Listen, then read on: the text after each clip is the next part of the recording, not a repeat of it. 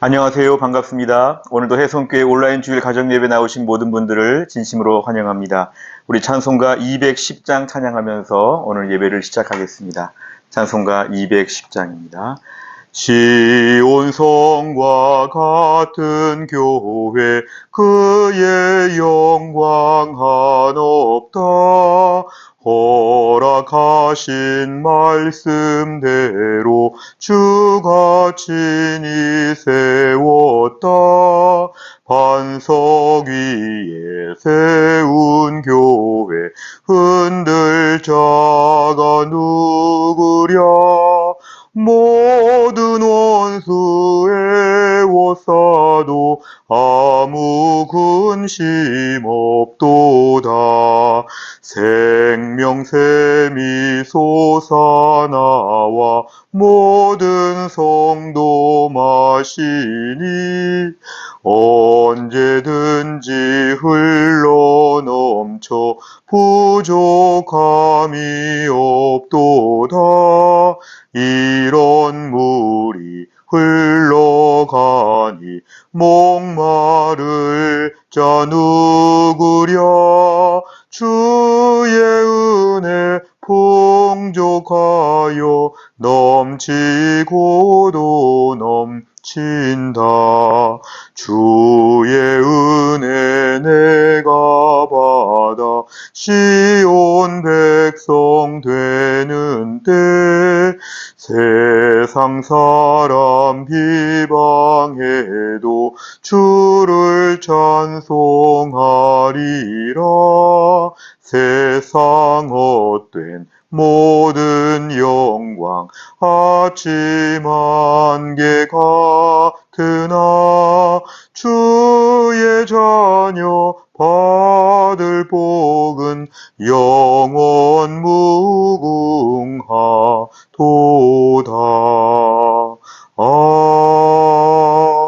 아멘.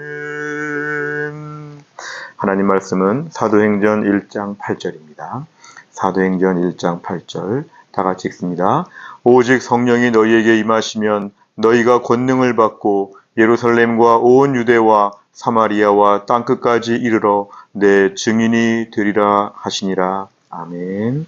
우리가 오늘은 이 말씀을 중심으로 해서 사도행전 교회 성령 선교, 사도행전 교회 성령 선교 이 말씀을 함께 오늘 나누도록 하겠습니다. 안쪽에 순서지를 보시면 먼저 첫 번째 명칭에 대한 부분이 나와 있습니다. 명칭으로 볼 때 사도행전은 헬라어로 프락세이스 아포스톨론이라고 이렇게 되어 있습니다. 프락세이스 아포스톨론. 이 프락세이스는 어떤 행전 그런 뜻을 가지고 있고 아포스톨론은 어떤 사도들의 이런 뜻을 가지고 있습니다. 그래서 사도들의 어떤 행적의 발자취를 기록하고 있다. 그래서 사도행전은 원어로 이렇게 말하고 영어로는 act라고 이렇게 말합니다. 이것은 어떤 행적, 어떤 그런 뜻을 가지고 있습니다.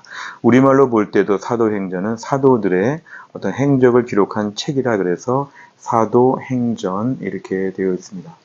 우리가 신약 성경에서 사도행전은 유일하게 역사서의 성격을 가지고 있는데 초대교회 역사를 생생하게 우리에게 보여주고 있습니다. 예수님의 승천으로부터 사도 바울의 로마 입성까지 주후 63년까지의 대략 한 30년 정도의 그런 역사를 기록하고 있다고 이렇게 우리가 정리할 수 있습니다. 이 사도행전의 저자는 누가복음을 기록한 의사 누가로 알려져 있고 사도 바울의 마지막 동역자로 끝까지 그의 곁을 지켰던 그런 사람이었습니다. 사도행전의 내용은 무수한 핍박 가운데 있지만 교회가 어떻게 이 가운데 세워지고 성장하고 부흥하는지를 보여주고 또 성령께서 이 가운데서 어떻게 강력하게 역사하시는지 사도들의 어떤 행전이 아니라 사실은 성령의 행전이다 이렇게 불려질 정도로 성령님의 강권적인 역사가 우리에게 잘 소개되어지고 있습니다. 그래서 또한 세계 선교를 향한 사도 바울의 왕성한 귀한 사역이 잘 소개가 되고 있습니다. 두 번째 구조를 보시면 모두 셋으로 좀 나눠서 볼 수 있습니다.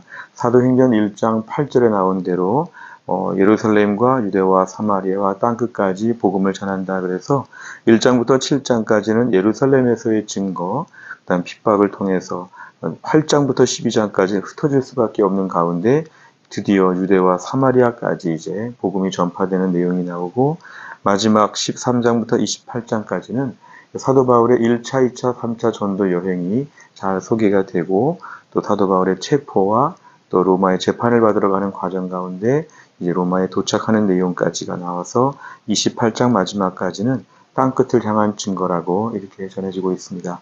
결국은 복음의 확산과 또 복음의 왕성한 그러한 전파를 사도행전은 잘 보여주고 있습니다.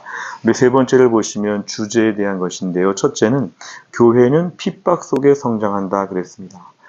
핍박이라고 하는 것은 성장을 저해하는 요소가 되고 또 핍박 속에서 점점 더 어려워지는 게 당연한데 교회는 사실은 이렇게 핍박 속에 성장하는 역사가 사도행전에 잘 드러나 있습니다. 교회는 순교자들의 피를 먹고 자란다 이런 말처럼 교회는 어려운 환경 가운데 오히려 분명해지고 튼튼해지고 면역력을 갖추고 복음의 선명성을 드러내는 교회가 된다. 사도행전은 이런 것들을 보여줍니다. 그래서 여러 어려움들이 사도행전 중간중간에 위기 상황으로 등장하지만 그 위기는 하나님의 새로운 복음 확산을 위한 하나님의 역사였고 결국 교회는 더 튼튼하고 강건하게 무장된 것을 보여줍니다. 교회의 어떤 세워지는 것과 성장하는 것, 강해지는 역사가 잘 드러나 있습니다. 두 번째는 교회의 주체는 성령이시다 그랬습니다. 교회는 오순절 성령 강림으로부터 시작이 되었고 성령의 역사 속에서 교회가 점점 더 강건해집니다. 물론 사도들을 비롯한 사람들의 수고와 헌신이 많이 있었지만 주체는 결국은 성령이시다. 성령께서 모든 어려움 가운데 권능을 주시고 담대하게 하시고 기적을 베풀어 주시고 사람들의 마음을 움직이시면서 성령께서 교회를 붙들고 나가신다는 것을 사도행전은 잘 보여줍니다. 성령이 어떻게 일하시는지를 잘 볼 수 있습니다. 그래서 교회의 주체는 성령께서 담당하신다. 이걸 보여줍니다. 세 번째는 교회는 선교하는 공동체이다 그랬습니다. 결국 교회는 일정한 방향이 있는데요. 예배도 하고 훈련도 하지만 궁극적으로 교회는 증거하는 공동체, 선교하는 공동체로서의 목표가 분명한 걸 알 수 있습니다.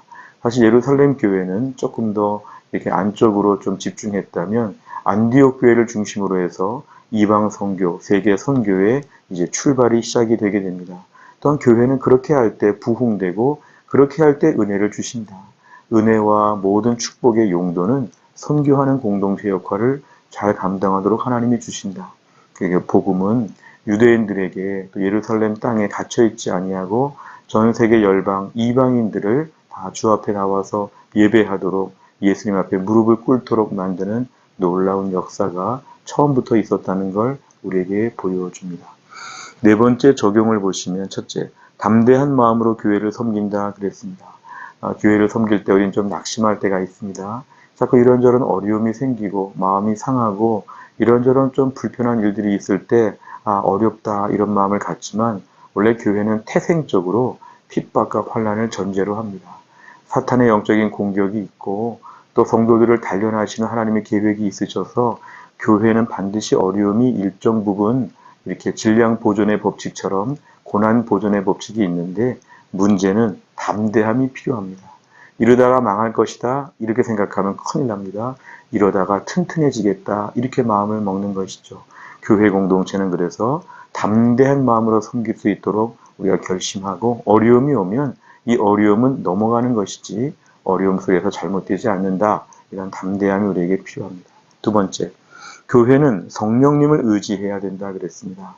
오늘날 교회가 튼튼해지기 위해서 돈이 필요하고 사람이 필요하고 대단한 사람들이 필요하고 교회가 많은 걸 요구할 수 있지만 교회는 성령의 붙들림 받은 교회, 성령께서 교회의 주체가 되신다고 하면 교회는 더 성령님을 의지해야 됩니다.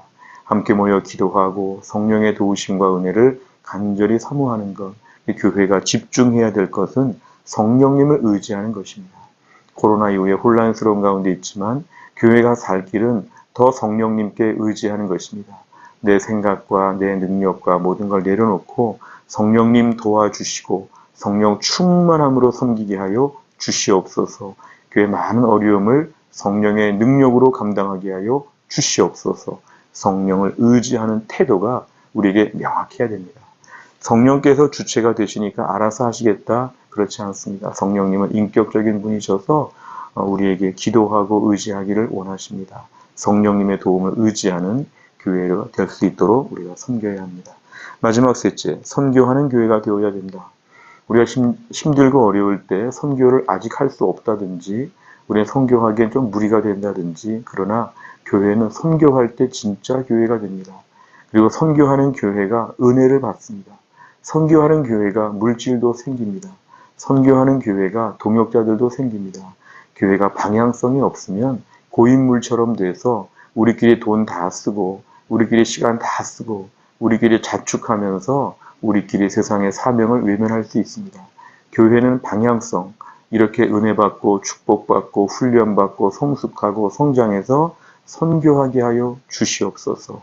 우리 교회가 선교하는 교회가 될 수 있도록 마음을 쓰면 하나님 거기에 필요한 물질을 주시고 거기에 필요한 건강도 주시고 그 일을 위해 힘써 일할 사람들을 사방에서부터 교회에 불러주실 것입니다.